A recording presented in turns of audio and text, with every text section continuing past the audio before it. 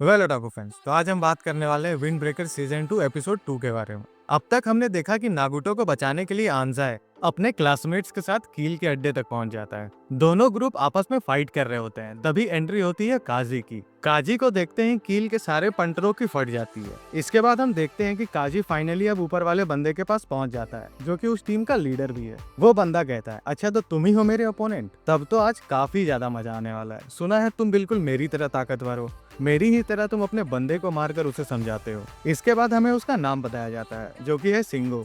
वो काजी से कहता है, देख भाई तू मेरा ओपोनेंट है, अगर मैंने तुझे हरा दिया तो तुझे फ्यूरिन छोड़कर मेरे गैंग को ज्वाइन करना होगा। और वैसे भी तुम सभी ने ये क्या अफवाह फैला रखा है कि तुम लोगों को प्रोटेक्ट करते हो तो तुम भी हमारी ही तरह एक गुंडे। जिस पर काजी कहता है, अबे घोचू तू अपनी बकवास बंद कर, और अगर तुझे फ्यूरिन के बारे में कुछ नहीं पता तो उल्टा सीधा भी मत बोल। फिर इधर हम साकुरा को देखते हैं, जो कि अब सीरियस हो चुका है। वो कॉन्गो को एक जोरदार लात मारता है। मार खाने के बाद कॉन्गो भी शॉक हो जाता है और सोचता है अचानक ही इसे क्या हो गया, और वो अपने पंटरों को उसे पेलने भेज देता है। लेकिन साकुरा उन सभी को मार देता है, जो देखने के बाद तो कॉन्गो की पूरी तरह से फट जाती है। तभी साकुरा उसके पास आता है और एक पंच में ही उसे नॉकआउट कर देता है, और किल के बचे हुए मेंबर से कहता है, तुम सभी जल्दी आओ, मेरे पास ज्यादा समय नहीं है। इसके बाद हम तेइका और किरिशिमा को देखते हैं, जहाँ किरिशिमा उसे एक लकड़ी से मारता है। तेइका कहता है, मेरी आदत है, मैं पहले मेरे अपोनेंट को मौका देता हूँ। वो दोनों की फाइट कंटिन्यू हो ही रही होती है कि तभी हमें सुकीसीता और उसके ओपोनेंट को दिखाया जाता है। उसका ओपोनेंट उससे कहता है, तुम हमेशा इरिटेटेड रहते हो और यही कारण है कि तुम इतने कमजोर हो। सुकीसीता उसके अटैक्स को डॉज कर रहा होता है कि तभी उसका ओपोनेंट उछलकर उसे लात मारता है। फिर सीन शिफ्ट होकर तेहिका के पास जाती है, जहाँ वो अपने ओपोनेंट के पंचेस को पकड़ लेता है और एक जोरदार पंच मारता है, जो कि लकड़ी को तोड़ते हुए उसके फेस में लगता है। फिर तेहिका कहता है, चलो अब शुरू हुआ राउंड 2। इधर हमें सुकीसीता को दिखाया जाता है, जो कि अपने ओपोनेंट के पैर को पकड़ लेता है और उसे जमीन में पटक देता है। इधर हम तेहिका को देखते हैं, जो कि अपने ओपोनेंट के सारे अटैक्स को ब्लॉक कर लेता है। वो दोनों ऐसे ही कुछ देर तक लड़ाई करते हैं। फिर हमें दिखाया जाता है कि तेहिका और सुकीसीता दोनों अपने ओपोनेंट को एक साथ फाइनल ब्लो देते हैं, जिसके बाद इनके ओपोनेंट वहीं नॉकआउट हो जाते हैं। फिर हमें मित्सुगी और कागा को दिखाया जाता है, जो कि लड़ते लड़ते एक दीवार में बड़ा सा छेद कर देते हैं। मित्सुगी उससे कहता है, ये दीवार मैंने नहीं तोड़ी। जिस पर कागा कहता है, हाँ प्रिंसेस, ये दीवार तुमने नहीं तोड़ी और तुम कभी तोड़ भी नहीं पाओगे, इसे तो मैंने तोड़ा है। कागा मित्सुगी के ऊपर कंटिन्यूअसली अटैक करता जाता है और साथ ही उसे चिढ़ाते हुए कहता है, अरे ओ प्रिंसेस, कहाँ तक भागोगे तुम मेरे जाल से, जरा मैं भी तो देखूं तुम कब तक बच पाओगी। यहीं पे हमें बताया जाता है कि कागा कोई परमानेंट मेंबर नहीं है, वो तो बस कील को अपने मजे के लिए ज्वाइन किया है, और तो और उसे कोई ऑर्डर भी नहीं देता। तभी मित्सुगी कहता है, यही कारण है तुम कुछ भी नहीं कर सकते, तुम तो बस एक कुत्ते हो जो कि इधर उधर भटकते रहता है। ना ही तुम लड़कियों के बीच पॉपुलर हो और ना ही अपने ग्रुप में किसी काम के हो। मित्सुगी उसका मजाक उड़ाए ही जा रहा था। ये सुन सुनकर कागा को बहुत ज्यादा गुस्सा आता है। वो उस पर अटैक कर देता है, लेकिन मित्सुगी उसे डॉज करते हुए उसके चीन के पास लिटरली भाई टच करता है, जिसके कारण वो वहीं गिर जाता है और बेहोश होने की हालत में आ जाता है। मित्सुगी कहता है, तू तो मेरे से भी कमजोर है बे, जाकर अपनी बराबरी वालों से टक्कर ले। और साथ ही उसे ये भी कहता है, अगर तेरे में हल्की सी भी अच्छाई होती तो तू भी लड़कियों के बीच फेमस होता। इसके बाद तो कागा भी फाइट से आउट हो जाता है। फिर हमें बाकी के फ्यूरिन मेंबर्स की लड़ाई को भी दिखाया जाता है, जहाँ एक बंदा तो बस पीट रहा था, तभी कासुमी वहाँ आकर उसे बचा लेता है। ये देख फर्स्ट ईयर के दो लौंडे कहते हैं, सीनियर्स का तो कोई जवाब नहीं, क्या ही पेल रहे हैं वो इन सभी को। वो दोनों बात कर ही रहे होते हैं कि तभी पीछे से कील का एक बंदा उन पर अटैक कर देता है, लेकिन तभी साकुरा उड़ते उड़ते आता है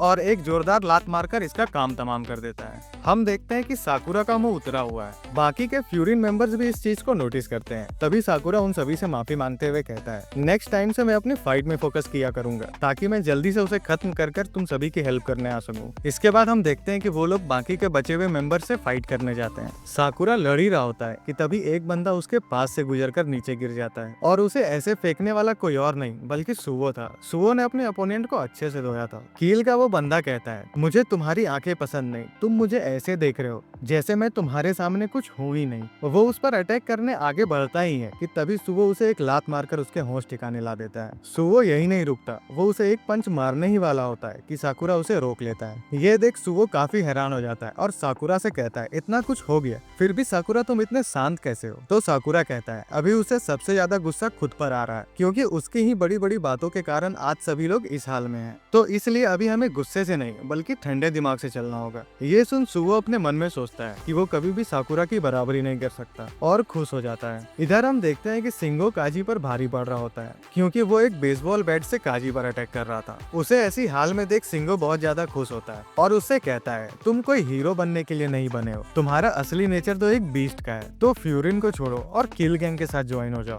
काजी उसकी बात को एक्सेप्ट करते हुए अपने पास्ट में हुए एक इंसिडेंट को याद करता है जब उसने अपना आपा खोकर काफी लोगों को कुत्ते की तरह मारा था और उसे ये भी नहीं पता होता कि आखिर उस समय उसे हुआ क्या था। फिर उसकी लाइफ में बोफुरिन आते हैं और उसे सिखाते हैं कि खुद को कैसे कंट्रोल में रखा जाए, जिनके कारण ही वो आज नॉर्मल हो पाया है। हमें यहाँ ये भी पता चलता है कि काजी अपने गुस्से को कंट्रोल में रखने के लिए लॉलीपॉप खाता है ताकि वो फिर से अपना आपा खोकर किसी को नुकसान न पहुंचाते। काजी सिंगो से कहता है, ये जो तूने टीम बनाई है वो बोफरिन के सामने कुछ भी नहीं है और तुम्हें टॉप पे रहने का भी कोई हक नहीं। ये सुन सिंगो उससे कहता है, बहुत हो गई हीरोगिरी की बातें, थे तो तुम एक बीस्ट, पर अब तो तुम एक पालतू जानवर बन चुके हो। चलो आज मैं तुम्हें आजाद कर तुम्हारे अंदर के बीस्ट को जगा दूं। हम देखते हैं कि वो काजी पर अटैक करना शुरू कर देता है, लेकिन काजी उन सभी अटैक्स को डॉज करता जा रहा था। वो जंप करके एक चेन को पकड़ता है और वापस आकर उसे एक जोरदार लात मारता है। बदले में सिंगो भी उसे एक लात मारता है और फिर वो उस इंसान की बेइज्जती करने लगता है जिसने उसके अंदर के शैतान को कंट्रोल करने में मदद की थी।